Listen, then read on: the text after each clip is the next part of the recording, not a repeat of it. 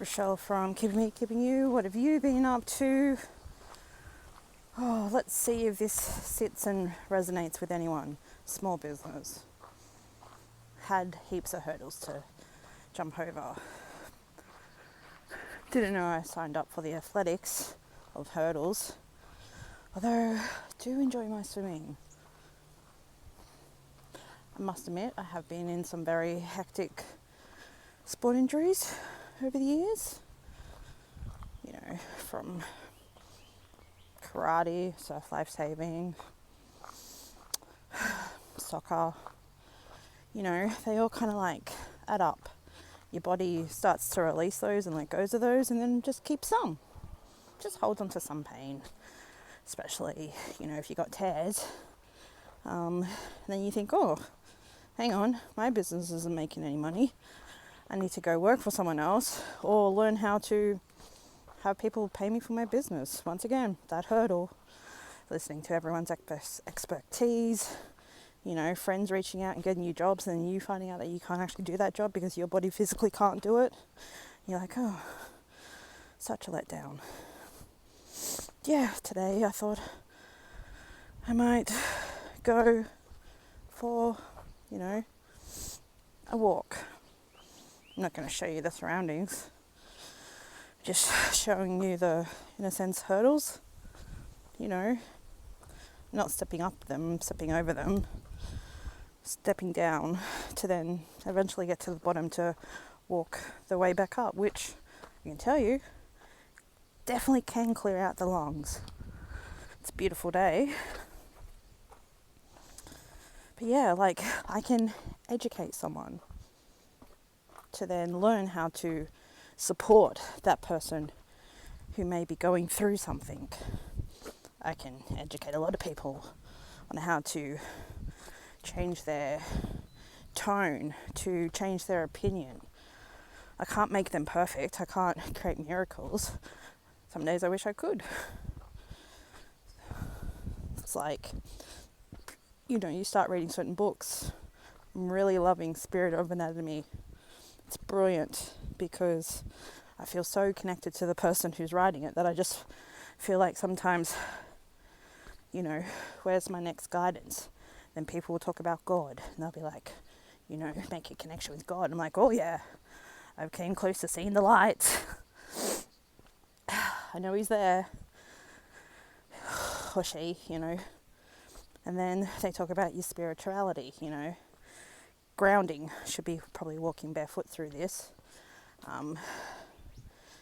You know, speaking when the moon speaks, learning guidance from the moon, doing manifestation, doing that all to really, you know, think of those amazing opportunities. I was like, well, you know, think of them.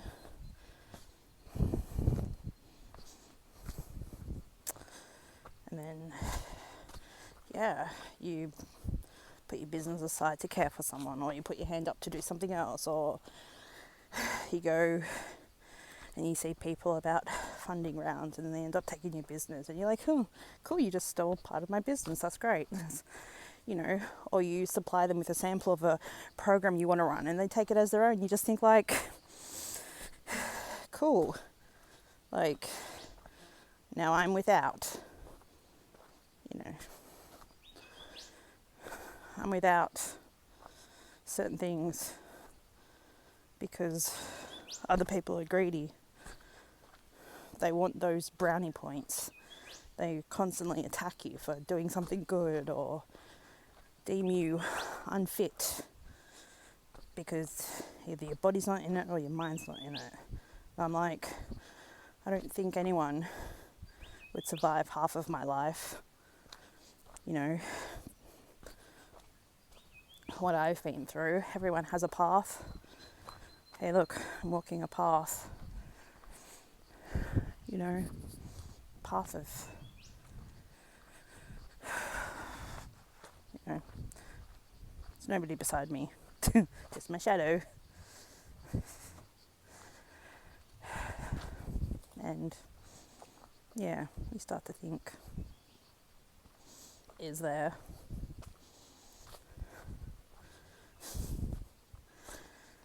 So we strive, we move forward, we gain more knowledge.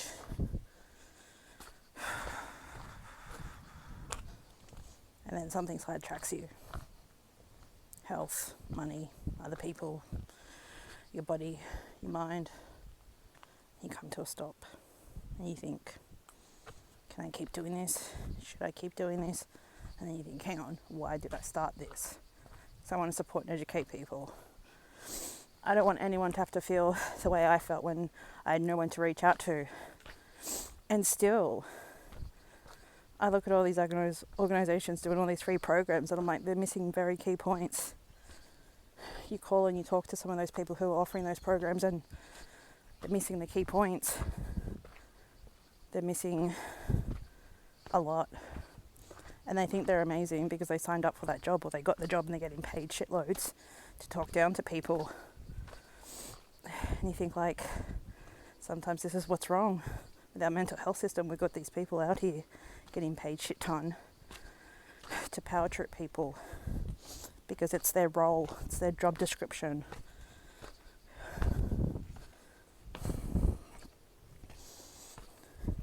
You don't see them out and about suffering. You never hear about their pains, their sorrows. They'll always talk about how amazing they are, but they've never lived pain. They've never lived sorrow. They've always just gotten what they want because their brain was never fighting for a chance. And so we go walking. I support you through your person's needs. I educate you on how to support that person. I follow up with you. I do it all. You know, I check back in. Make sure we cover any questions. I did start to do that with a few people, but didn't get paid for it. They went off on their own tangent, thinking they knew how to support someone. Spoke to a family member or a friend and got in that person's ear, and I was like, whoa, yeah, we missed a few steps there, buddy. Don't know how that person's going, but, you know, to have someone so intrusive in your life can also damage that person while you think that you're trying to help that person. So, try to educate people. And everyone would then be like, oh, but you're attacking your family. There'll always be someone in the background who stalks me like mad. Ooh, but you can't talk down to your family. You can't talk bad things about them. And I was like, well, if bad shit didn't happen, wouldn't I be better off? Wouldn't I be out living an amazing life? You know? Would I not be conquering?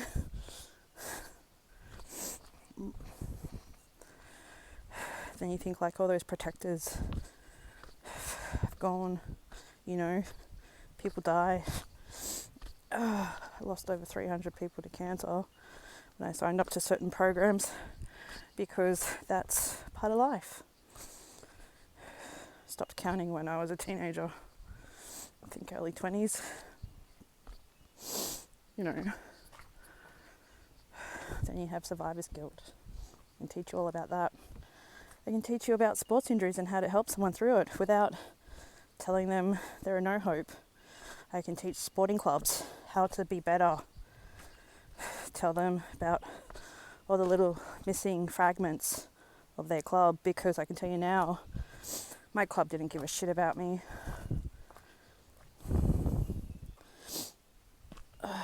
You can tell your employees how to work better in and around you, how to, you know,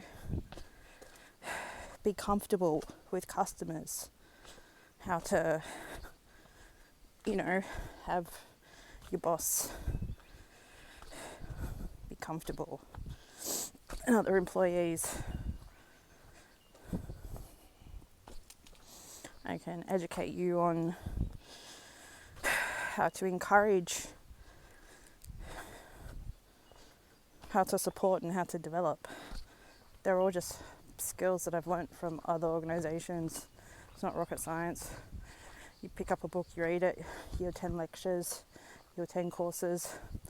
Yeah, some lecturers aren't that great. They rather just keep quoting how amazing they are. Whereas others, get right into it and teach you. And then, shit happens. Well,